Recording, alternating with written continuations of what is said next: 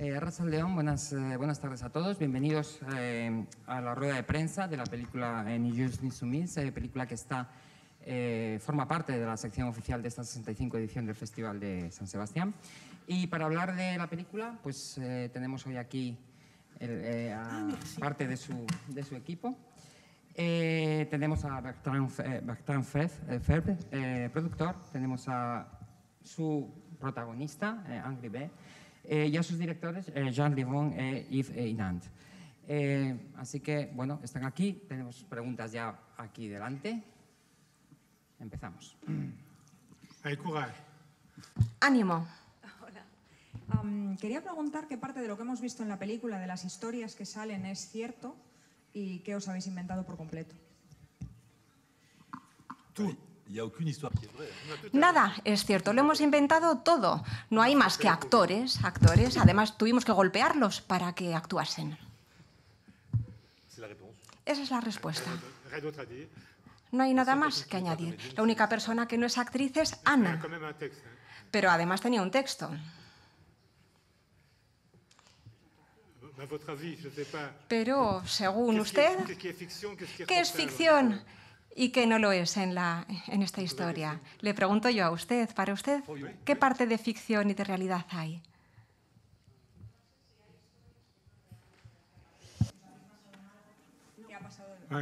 Perdón, que no sé si algunas de las historias que han salido en esa especie de sketches que había están basadas en algo que ha pasado de verdad o no, porque suena a cosas que podrían haber pasado realmente. Pero ya veo que no. No son historias basadas en hechos reales, sino que son hechos reales. Todo es real.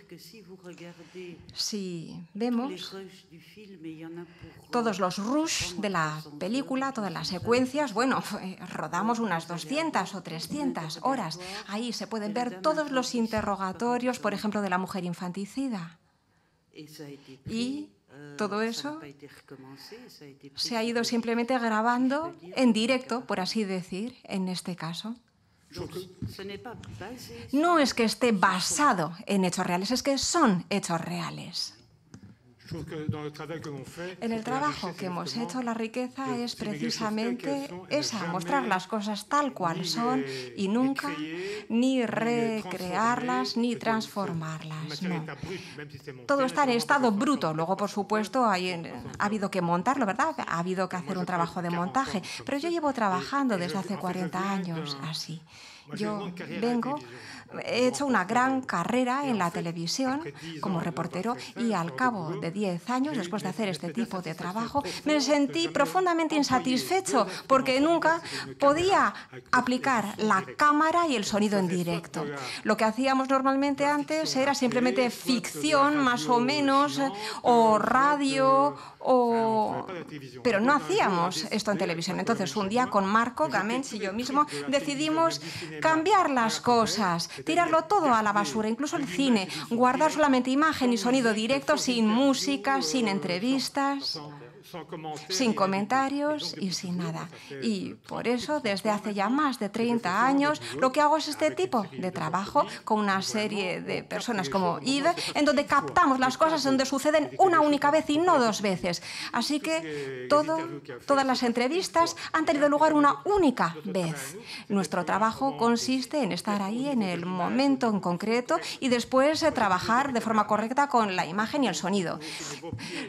Con la cámara, por ejemplo, en el momento en el que ocurre la acción, quien maneja la cámara tiene que hacer un encuadre y grabar.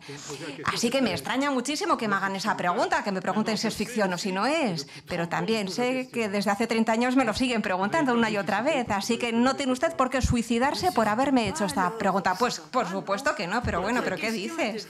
Su pregunta estaba muy bien, señor. A mí me ha permitido darle una muy buena respuesta y ya está todo claro. Bueno, ese es el gran debate con los realizadores, a ver si la ficción es más fuerte que la realidad. Y la verdad es que la sorpresa es mucho mayor en la realidad, claro que sí. Está la sorpresa, muchas veces hay cosas absurdas y seguro que si se hubiese escrito, Sí, sería diferente, no sería suficiente. Yo he bebido muchísimas cosas que hemos grabado que si se hubiesen escrito en la ficción, pues todo el mundo diría, eso es increíble, desde luego te has fumado algo, has fumado la alfombra, porque no es posible. Pero no, es la realidad que supera la ficción y esa es la gran riqueza del género documental y de lo que hacemos con respecto a la ficción. A mí siempre me dicen, la ficción expresa cosas que no se pueden expresar en la realidad. Pues no, yo creo que es lo contrario. La realidad, no logramos expresar en la ficción lo que existe en la realidad. Estoy totalmente convencido de ello. No sé si habrá respondido a la pregunta. Sí, hay una pregunta. Bueno, buenas tardes. Yo creo que todos nos estábamos haciendo la misma pregunta que ella, pero quizá no nos temíamos la respuesta, ¿no? Yo tenía miedo de que la respuesta fuera que todo era verdad, ¿no? Porque nos ha parecido, creo,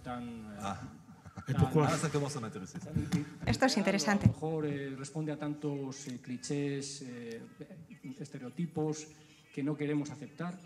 Entonces, la pregunta, más que como cineastas o como personas, bueno, incluso el personaje de la jueza parece tan extraordinario como pareciera escrito por un guión. La pregunta es, después de todo lo que ven, si realmente es así la realidad, ¿cómo pueden afrontar la naturaleza de las personas? ¿Nos queda alguna esperanza? ¿Tenemos algo que hacer? No. No hay esperanza. Tan descorazonador todo, me gustaría cómo son capaces de convivir con toda esos personajes, esas historias reales y bueno. Anne responderá después. Estamos por encima de la realidad, incluso hemos hecho una película amable, la realidad es incluso peor, hemos hecho algo convencional. La verdad, no es demasiado chocante lo que mostramos, la realidad es todavía peor. Nosotros hemos hecho una película amable y en realidad yo como realizador y John también y Anne como juez conocemos esa realidad. Son cosas que a mí no me sorprenden. No me quedo estupefacto ante lo que se ve en la película.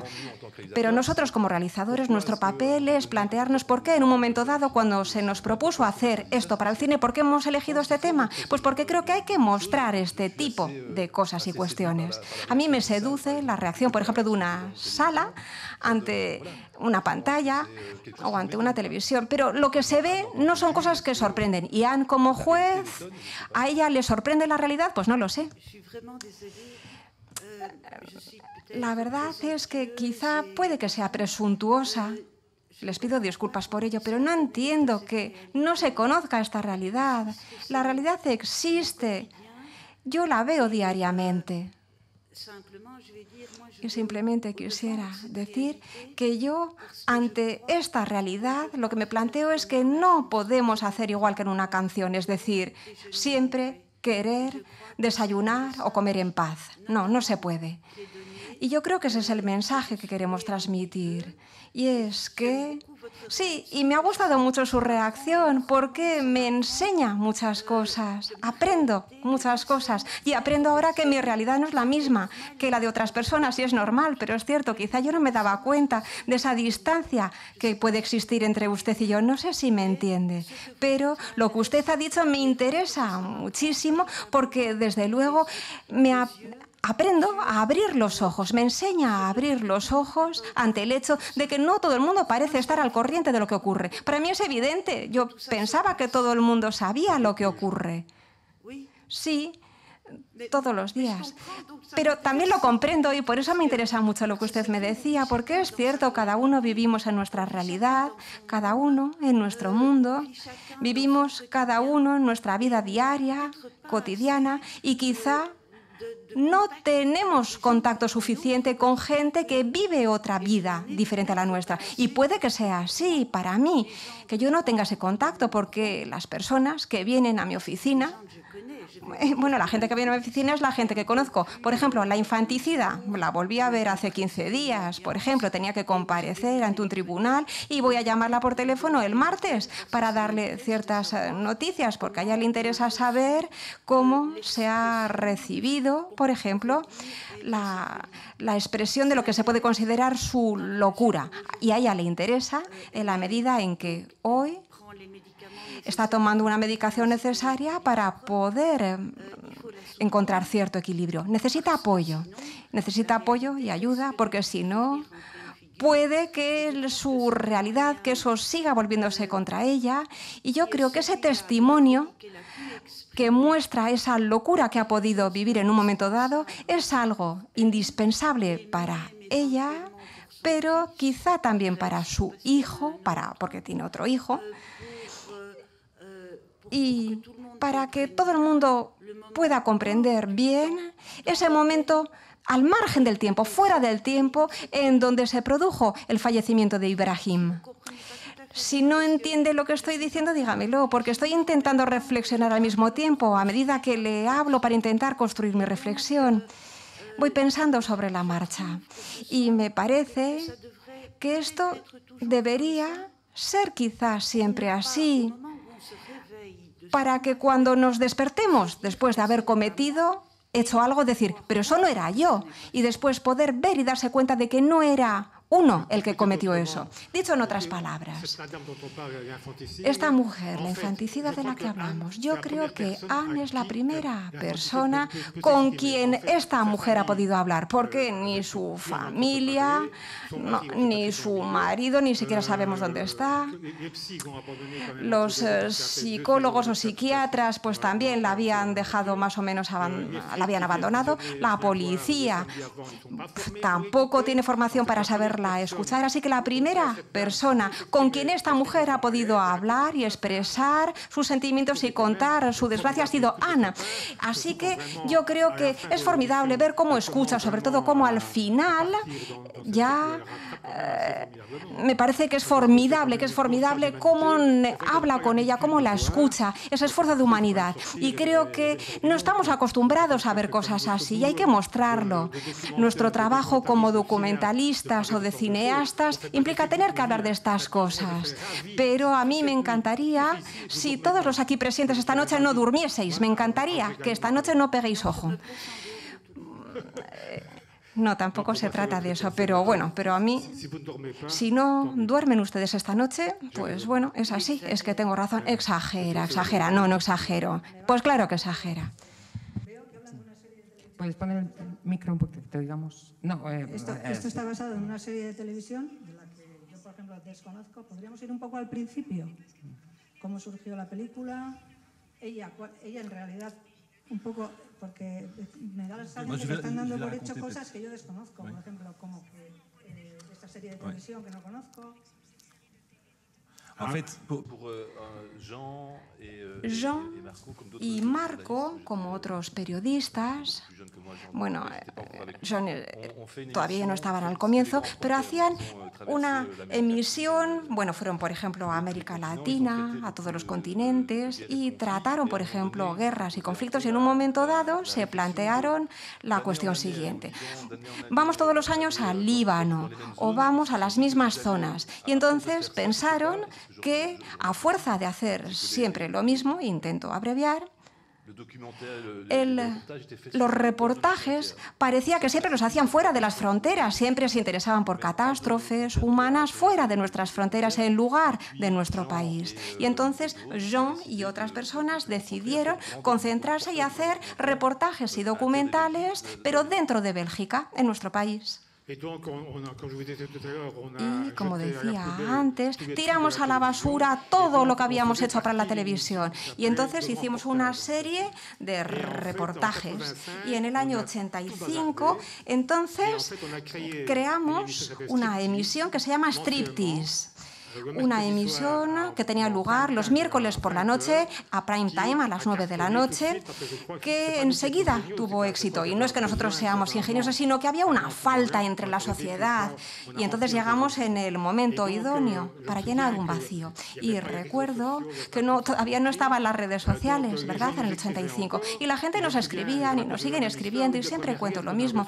Una de las primeras reacciones fue una hoja con un dibujo, con una bonita caligrafía en donde alguien dijo: lo que hacéis está fenomenal, lo vemos en familia, 3 generaciones, abuelos, padres e hijos, vemos su serie. Y cuando acaba la serie, pues todos, todos discutimos porque nunca estamos de acuerdo, siempre hay bronca. Y entonces, bueno, los documentales muchas veces, claro, suelen durar 3 horas y media, pero nosotros, claro, era lo contrario, nosotros los hacíamos muy breves y la emisión duraba 4 veces un cuarto de hora y entonces siempre se trataban temas diferentes. Entonces la gente de repente decía: bueno, pues el primero me ha gustado, pues a mí me ha gustado más el cuarto, o no estoy de acuerdo. Sí, la gente peleaba, pero nosotros también en el equipo nos peleábamos. La verdad es que siempre ha habido broncas y nos hemos peleado, eso es formidable. Entonces esa emisión nació en el 85 y luego France 3 vino a nosotros en el año 92 para hacer lo mismo en Francia y entonces, bueno, en Francia no eran prime time, sino que eran los sábados por la noche a las 12 de la noche o a las 11 de la noche, porque ya, bueno, en Francia había que hacerlo así. Y en el año 2001 en Bélgica, en RTBF, hubo, bueno, también hubo una serie de cambios, se cambió la emisión. Y bueno, y también cambiamos, empezamos a trabajar con otros realizadores. Y bueno, en ese momento se transformó o dejamos de hacer la emisión en el año 2012 en France 3, en Francia, porque yo creo que ese tipo de emisión ahora ya no se podría hacer en la televisión lo que hacíamos, y entonces la gente que hace pues ve el cine, porque mucha gente piensa que ese tipo de mirada, de actitud o de trabajo puede ser interesante para todo el mundo. Espero que, bueno, yo creo que sí que hay temas que son universales y creo que puede haber más de 850 películas y series con el mismo tono y el mismo espíritu, pero sí, yo creo que lo que nosotros hicimos marcó a otros y muchos cineastas se inspiraron en nuestro trabajo. No sé si hemos respondido a su pregunta. Y Bertrand nos propuso hacer una película para el cine. Bertrand, el productor. La dificultad, cuando hablamos de cine, es que no son temas que se escriben, no son historias. Y en general, quienes financian el cine les gusta saber qué se va a ver después en la pantalla. Y en este caso, bueno, la verdad es que les prometimos que iban a descubrir algo, pero que primero habría que financiarlo.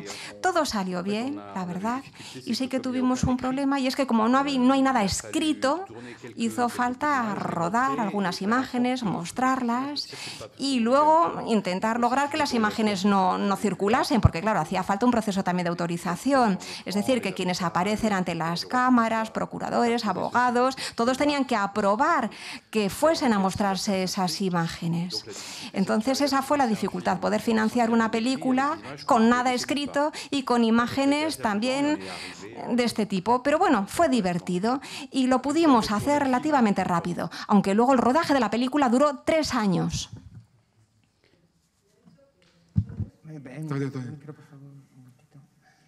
También ha dicho que los actores, que no había actores, no son actores profesionales, ¿no? No son actores.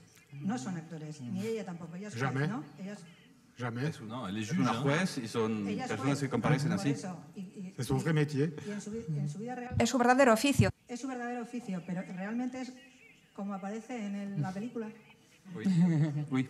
¿Es así de verdad? Oui. Ajá. Dans le film, il est plutôt calme. Exactamente igual, ¿no? Sí, ¿no? Bueno, habrá que preguntárselo a mis clientes, pero sí, yo creo que normalmente soy así, sí. Yo la conozco desde hace 12 años y sí, la verdad es que no ha cambiado. Mis clientes además vuelven. Pues perdona que le diga, pero parece un personaje completamente de ficción. Sí. Pues gracias, muchas gracias, porque si soy un personaje de ficción, entonces sobreviviré a mi propia muerte.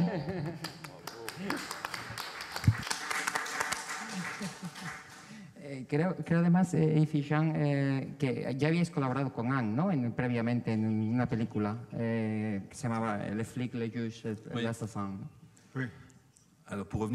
Sí, para volver a esa película. Sí, la ficción es más fuerte que la realidad. Hicimos un documental y ella no era el personaje principal, pero sí que aparecía y trabajaba con policías. Hubo un crimen horrible en Bruselas y pensó, bueno, había una historia real y había una patata frita ahí, que es lo que dio las pistas, un poco surrealistas. Bien, hicimos una serie y la señora Gruet, la señora juez, era juez de esa historia. Entonces hicimos esa historia, se encuentra al asesino, finalmente. Bueno, era muy difícil encontrar al asesino y al final decidimos seguir plantearle que fuese el personaje principal. Dejamos lo mejor para el final. ¿Más preguntas? Aquí, sí, primero aquí y luego vamos allí. Hola, otra vez. Mi pregunta es para Anne. Quería saber cómo es pasar de ser jueza a tiempo completo a ahora dedicarte a algo que tiene que ver con el cine, que eres actriz o algo parecido. Porque tienes guión, pero es parte de tu historia.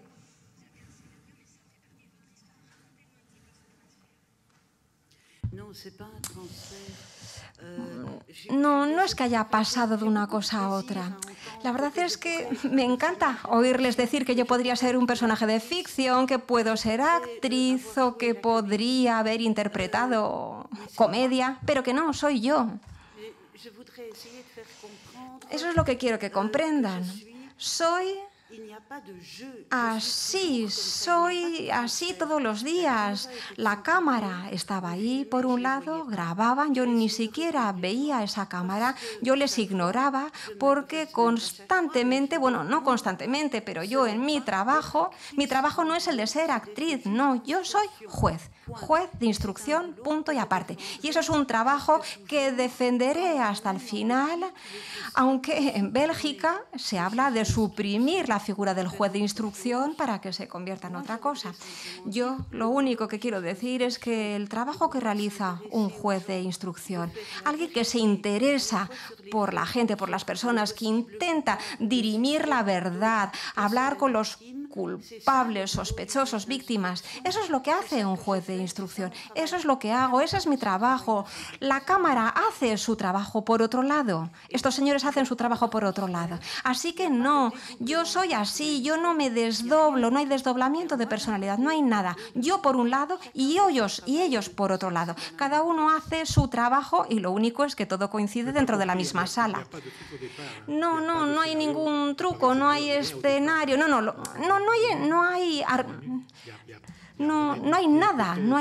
hay diálogos. Quizá tenemos una idea de lo que va a ocurrir, pero no hay ni siquiera idea preconcebida. Y es curioso porque esto nos remite de nuevo a la pregunta del señor, ¿verdad?, detrás de usted. Así que esa parte de realidad, esa parte de ficción, y parece que todo el mundo parece pensar que no es posible, ¿verdad?, que la realidad sea así. Así que esa duda, o lo que ustedes plantean, me sorprende, me fascina, porque para mí es evidente que eso es la realidad. Está clarísimo que la vida es así y que las cosas son así, es evidente, sin más. Y no entiendo, la verdad es que es como si estuviese en el mundo de Alicia en el País de las Maravillas, en donde todo es ficción y donde me dijese, no, tu vida diaria es ficción, que no. Mi vida diaria no es ficción, es eso, es lo que vemos en la película. Y es una serie de escenas que apelan, ¿por qué? ¿Piensan ustedes que al comienzo de la transhumancia del mundo tuvimos los 10 mandamientos? Pues porque decimos, no hay que hacer el mal, etcétera, etcétera. O no, toda esa lista de cosas que no hay que hacer. Todo eso existe desde el comienzo, pero sí que existe en la vida de todos los días. Quisiera saber quién en esta sala, por ejemplo, no conoce a través de a alguien que haya tenido una muerte violenta. ¿Nadie conoce? No sé, yo creo que realmente lo que sorprende no es la realidad. Esa realidad de delincuentes y de infanticidas o de maltratadores la podemos imaginar. Lo que sorprende es la jueza. es el comportamiento de la jueza en la sala de instrucción. Entonces, por una parte, que es lo que resulta increíble, es que parece increíble que una jueza sea así. Me imagino que no habrá muchas como usted en Bélgica y que por eso es el motivo de la película, de grabarla usted en la Tous les sala. Belges sont des carreurs. Hein. Tous les Belges sont des carreurs. Todas las belgas son... Pero, ¿usted cómo se imagina que es un juez o una jueza? Desde luego, yo conozco a algunos jueces y no me la imagino. Lo que sorprende es su actitud. No lo estoy diciendo en sentido negativo, no estoy juzgando, no la estoy juzgando a usted, faltaría más. Simplemente que lo que a mí me ha sorprendido de la película, yo ya sé que existe esa realidad, es mucho peor en los juzgados y la gente que llega a los juzgados. Lo que sorprende es, y creo, vamos, no me equivocaría que a otras personas que la han visto, lo que sorprende es la jueza. Es la manera de dirigirse, el trato que tiene, la cercanía en muchos casos, el interés, la curiosidad por conocer las vidas. Es lo que sorprende, es la jueza. Entonces,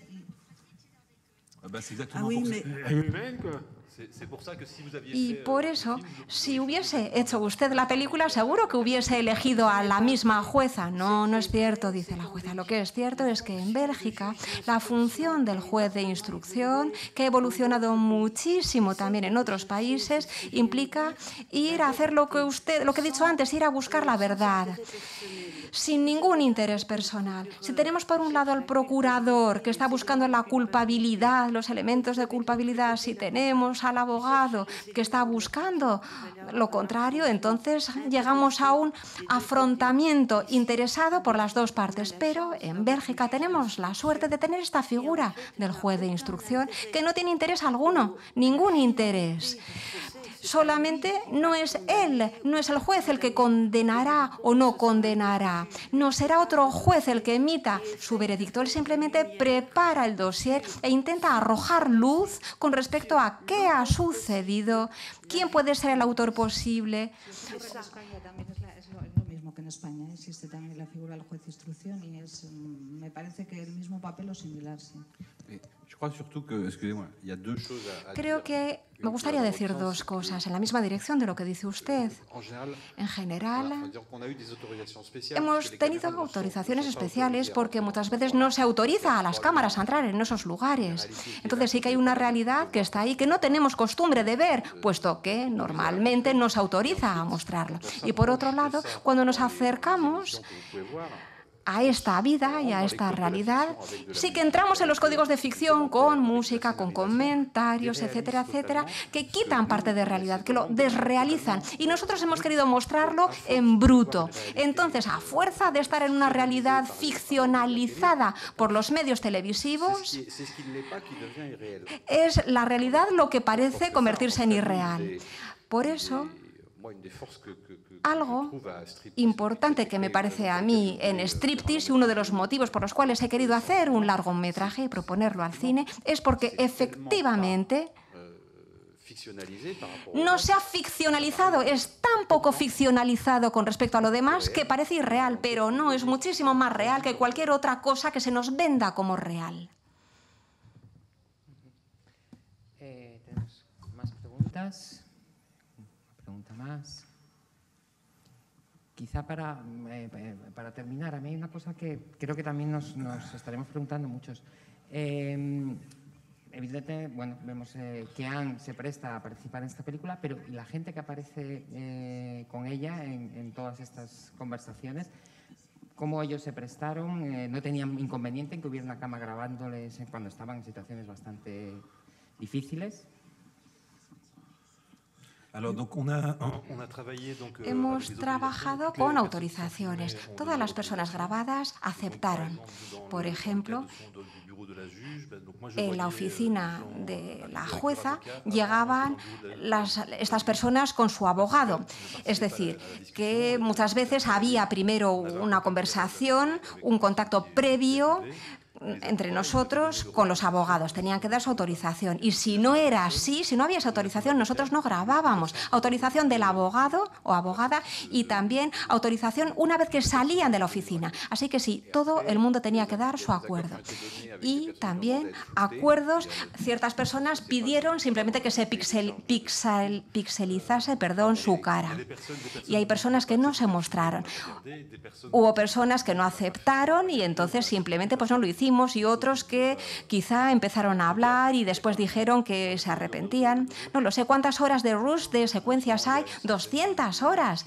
Y hay unas 100 horas de historias que grabamos finalmente y después simplemente elegimos 8 historias que son las que mostramos.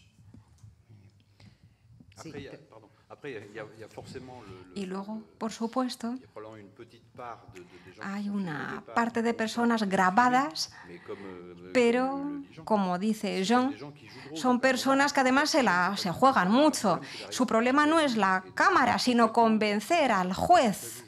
Eso es lo que más les importa. Entonces, muchas veces rápidamente había solamente una cámara, no había todo un dispositivo. Y yo creo que el motivo por el cual la gente aceptaba de interpretar era porque, bueno, tampoco inmiscuíamos en las conversaciones. Y además había clientes que volvían, como nos ha dicho ella, y siguieron a aceptar ser grabados, sí, sucesivamente. Desde striptease es así. Todo sucede una única vez en la realidad. Y eso es lo que hacemos en un momento dado.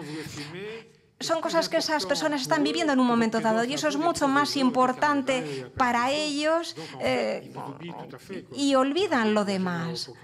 Nunca hemos tenido ningún problema con ellos, porque si entonces son conscientes de la cámara, entonces empiezan a interpretar, así que no, se olvidaban de nosotros y no interpretaban. Y eso es un principio básico. A veces en mi vida anterior vi personas que en una entrevista me contaban monstruosidades muy, muy serios.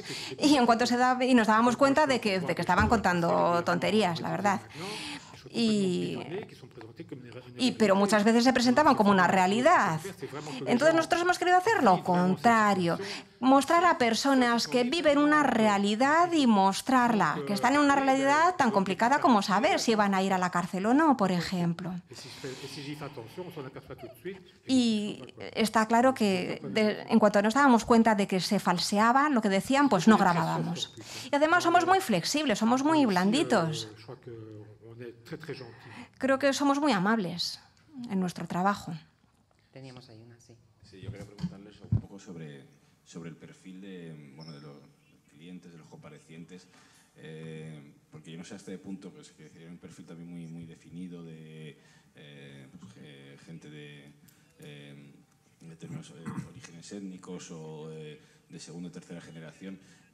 No sé si esto habla también del fracaso de un modelo de integración, etcétera, porque hay unas constantes que se dan en todos los comparecientes. No sé si esto representa un porcentaje muy alto de los casos que hay que recibe la juez, o no sé, o luego la edición pusieron énfasis en estos perfiles, en estos casos.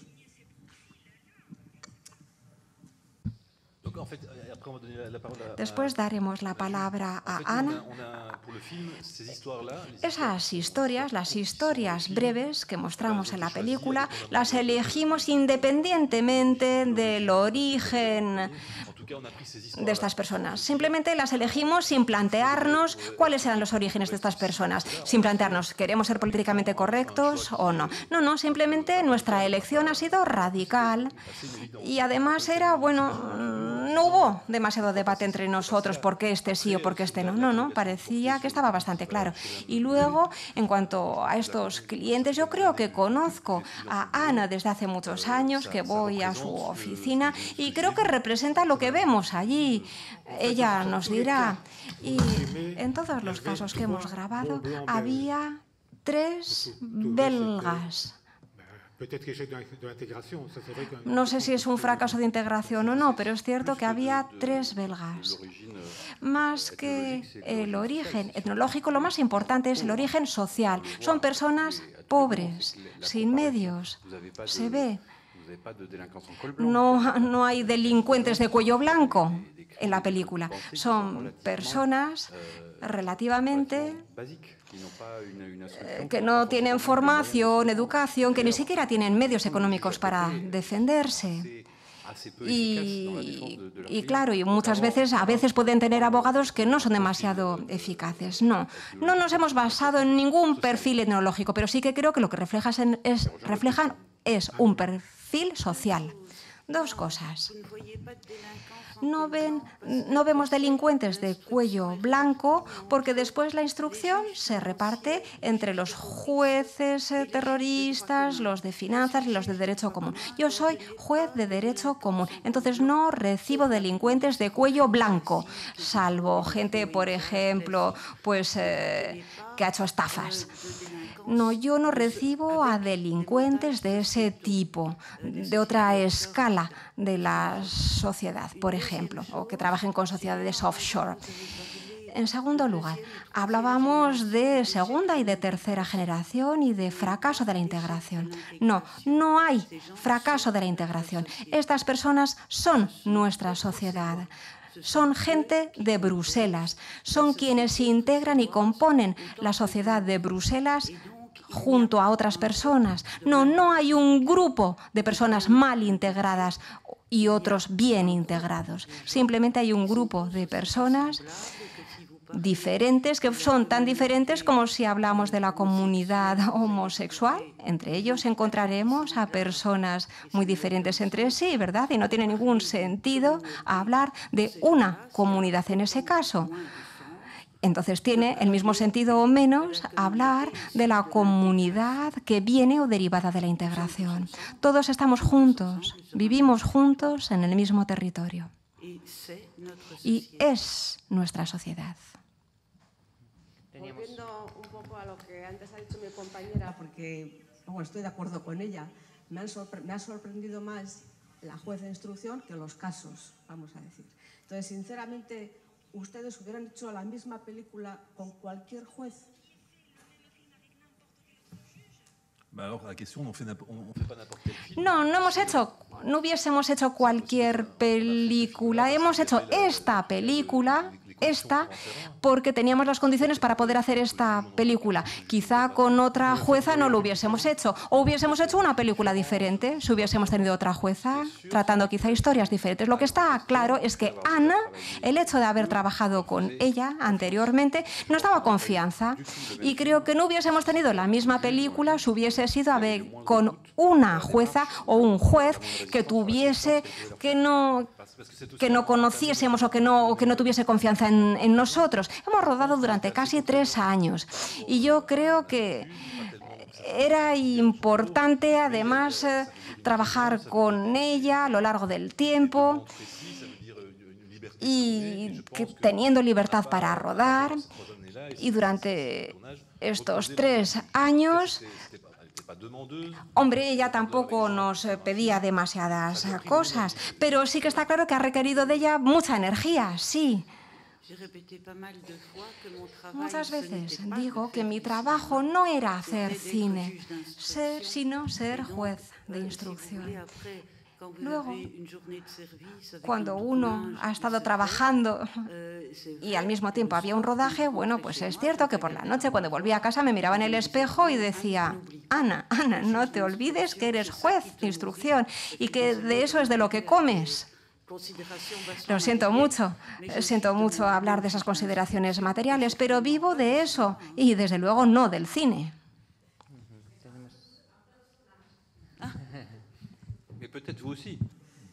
Pero quizá usted también. Vamos a hacer una película con usted. Bueno, cada uno en su ramo es un personaje. Muchas veces a mí también me dicen, ¿cómo encuentras los temas para striptease? Bueno, pues simplemente vemos los distintos temas de la sociedad. Hay 10 jueces diferentes, pongamos, entonces haríamos 10 películas diferentes. La hemos elegido a ella, sin más. Habéis dicho que han sido 3 años de trabajo y quiero saber cómo ha sido el montaje de esa película, porque tiene guiones tan buenos que podemos pensar que está guionizado totalmente. Es decir, ¿Cómo cogéis esos momentos que son reales, pero es que son realmente interesantes y eso podría ser escritos por un guionista y pensados consciencidamente? Pues es muy sencillo.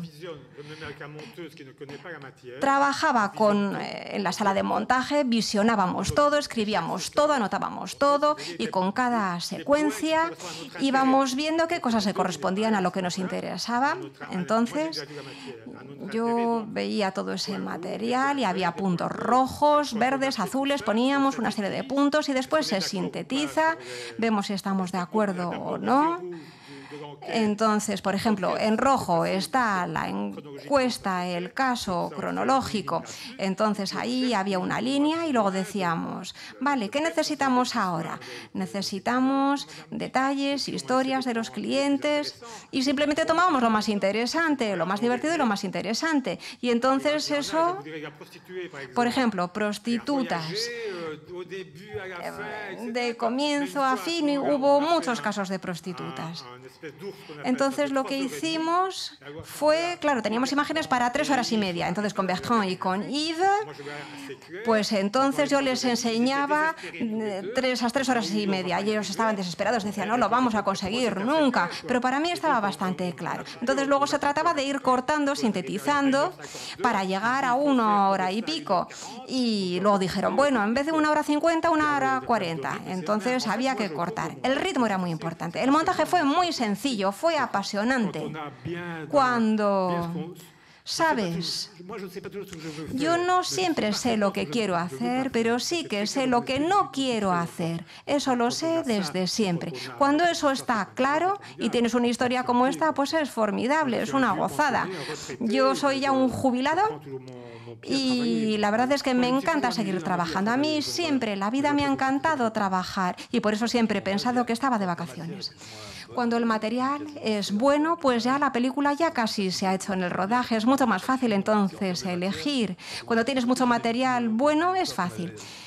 Hubo una historia y hablando con Jean, hicimos un caso para la televisión con la juez y por motivos administrativos en el montaje se hizo una versión y entonces luego vino otro montador que sin haber visto el trabajo de su colega retomar el trabajo y hacer su propia película, lo que ella quería hacer, y las dos películas al final eran casi idénticas, trabajaron de la misma forma, miran la grabación y ya desde el rodaje ya no hay misterio, cuando el material es bueno no hay misterio, es sencillo.